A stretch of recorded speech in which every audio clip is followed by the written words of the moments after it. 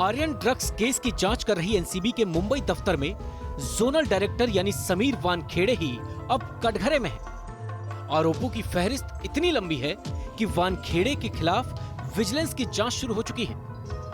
समीर वानखेड़े पर वसूली, phone tapping, झूठे केस में लोगों को फंसाने और बर्थ सर्टिफिकेट में फर्जीवाड़े के आरोप लग रहे हैं। यही वजह है कि जांच के लिए दिल्ली से विजिलेंस टीम भी अब मुंबई पहुंच चुकी है। पूरी कहानी क्या है, इसे समझने के लिए सबसे पहले कहानी के किरदारों को देखिए, पहचानिए और फिर समझने की कोशिश कीजिए कि आखिर पूरा मामला क्या है।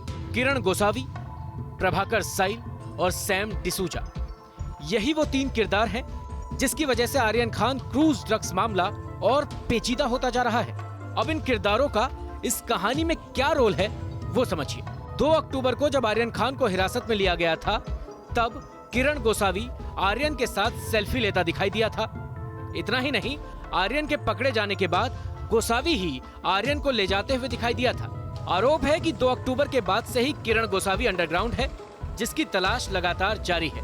प्रभाकर साइल इस केस का दूसरा अहम किरदार है। प्रभाकर किरण गोसावी का बॉडीगार्ड रह चुका है और इस केस में स्वतंत्र गवाह भी है। इसी ने इस केस को नया मोड़ दिया है और एनसीबी के जोनल डायरेक्टर समीर वानखेड़े पर गंभीर आरोप लगाए हैं। प्रभाकर साइल के सनसनीखेज आरोपों ने सबको चौंका दिया है। प्रभाकर साइल ने एक हलफनामे में आरोप लगाया कि गोसावी ने आर्यन खान को छोड़ने के लिए 25 करोड़ रुपए की मांग की थी और गोसावी ने ये मांग समीर वानखेड़े के कहने पर की थी।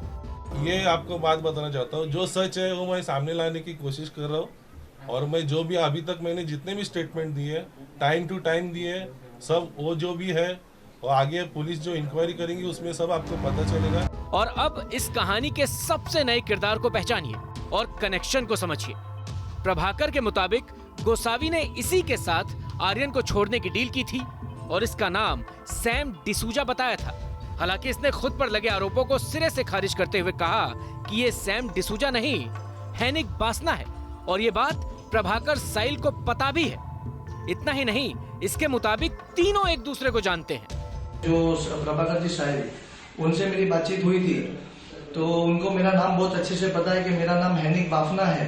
फिर भी उन्होंने मेरा नाम वहां पे सैम डिसूजा क्यों बताया, मेरा प्रोफाइल फोटो देखे और इस केस में बताया गया कि मेरा इसमें कोई तो भी लेना देना है। उन्होंने मुझे कुछ 38 लाख रुपए दिए हुए, ऐसा उन्होंने कहा है। लेकिन ये सब चीजें गलत है। मेरा इस केस से कोई लेना देना नहीं है और मेरे नाम की बदनामी की जा रही है। कुल मिलाकर अब ये कहानी इन्हीं तीनों किरदारों के इर्द गिर्द घूम रही है, लेकिन इस कहानी के क्लाइमैक्स के लिए अभी और इंतजार करना होगा। Team news nation.